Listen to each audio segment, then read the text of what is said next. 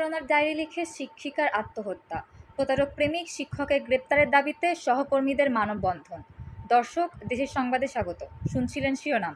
আমাদের মধুপুরের প্রতিনিধি লিয়াকত হোসেন জনির পাঠানো ভিডিও চিত্র ও প্রতিবেদনে এবার বিস্তারিত।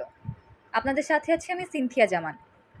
5 পাতার প্রেমের প্রতারণার ডায়েরি লিখে শিক্ষিকার আত্মহত্যা, প্রতারক প্রেমিক শিক্ষক ইবনে মাসুদের গ্রেপ্তারের দাবিতে মানববন্ধন করেছে তার সহকর্মীরা। বৃহস্পতিবার 3 জুলাই টাঙ্গাইলের মধুপুরে শিক্ষিকার আত্মহত্যার প্ররোচনায় অভিযোগে উপজেলা চত্বরে বাংলাদেশ শিক্ষক সমিতি মধুপুর উপজেলা শাখার আয়োজনে এ মানববন্ধন অনুষ্ঠিত হয়। আত্মহননকারী শিক্ষিকা মধুপুর উপজেলার আউশনাড়া ইউনিয়নের হলদিয়া গ্রামের আব্দুল লতিফের জ্যেষ্ঠ কন্যা লাকি আক্তার। তিনি টাঙ্গাইলের মধুপুর উপজেলার কুড়ালিয়া ইউনিয়নের কেওটাই সরকারি প্রাথমিক বিদ্যালয়ের শিক্ষক ছিলেন। অপরদিকে তার সহকর্মী একই উপজেলার পৌর এলাকার মৃত শামসুল হক ওরফে সোনা মিয়ার পুত্র গোবিনাথপুর সরকারি প্রাথমিক বিদ্যালয়ের শিক্ষক ইবনে মাসুদ। প্রশিক্ষণে থাকাকালীন মাসুদের সাথে প্রেমের সম্পর্ক গড়ে ওঠে। কেউ না জানলেও তাদের দুজনের মধ্যে সম্পর্কে জটিলতার কারণে ওই শিক্ষিকা কীটনাশক পান করলে তাকে প্রথমে মধুপুর ও পরে ময়মনসিংহ মেডিকেল কলেজ হাসপাতালে আইসিইউতে ভর্তি করা হয়। একদিন পর তার মৃত্যু হয় বলে নিহতের পরিবার অভিযোগ করেছে। আত্মহত্যার শিকার ওই শিক্ষিকা তার প্রেমিক ইবনে মাসুদকে তার মৃত্যুর জন্য দায়ী করে নোট লিখে যায়। মৃত্যুর একদিন পর ওই শিক্ষিকার বাড়ির কক্ষে এ ডায়েরির খোঁজ পায় তার পরিবারের লোকজন।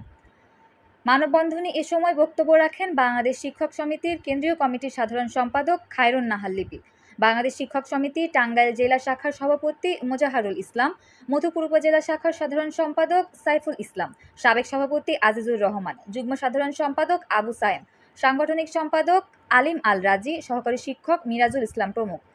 অন্যান্যের মধ্যে উপস্থিত ছিলেন শিক্ষক সমিতির নেতৃবৃন্দ, বিভিন্ন শিক্ষা প্রতিষ্ঠান প্রধান, সহকারী শিক্ষক ও সুধীজন।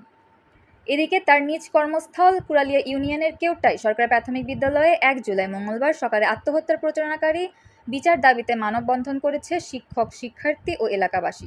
মানববন্ধনে আক্তরা সুষ্ঠু তদন্ত ও বিচার দাবি করেন। উক্ত অভিযোগের প্রেক্ষিতে 28 জুন মধুপুর থানায় একটি মামলা রুজু করা হয়েছে, যার নং 15। তার এ মৃত্যুতে এলাকায় শোকের ছায়া নেমে এসেছে। ছিলাম দেশের সংবাদে। আমাদের সাথে থাকার জন্য ধন্যবাদ।